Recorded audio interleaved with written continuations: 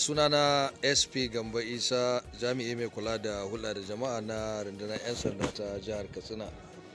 Kamar yadda kuke gani a wannan suspect wanda ake zargi da ƙauranci da kuma dila na tabar wiwi da ƙwaya a unguwar Rahamawa.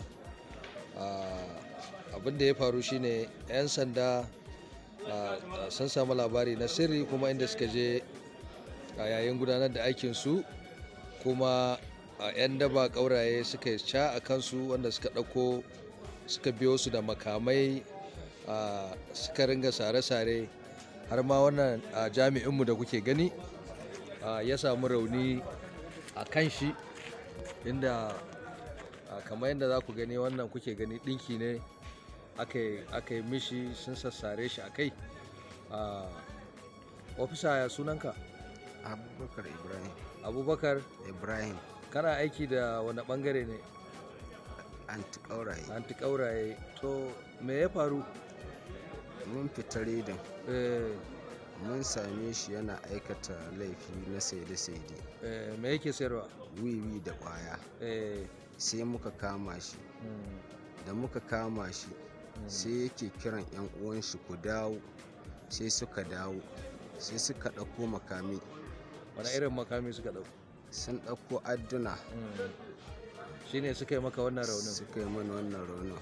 To kai yo gaba, ya sunanka? Sunana Umar Isa. Isa, shekara kana? Shekara 20 da 24. to me a ina kake da zama? Ramawa. Me ya faru?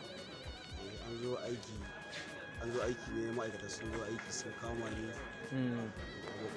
Abokanai na baje ne, mutane ne unguwa wanda suke, ni ba sai da wannan nake yi ba, ni ba sare nake. Kai ba ƙaura ba ne? Ni ba ƙaura ba ne. Me kake yi? Ina je sai da taba. Wannan naka ne? Nan na wani. Da ƙwaya da wiwi? Ina sai an zo kama ni, ma'ana da suka zo suka fara dukan mutane, suka fara dukan ma'aikata.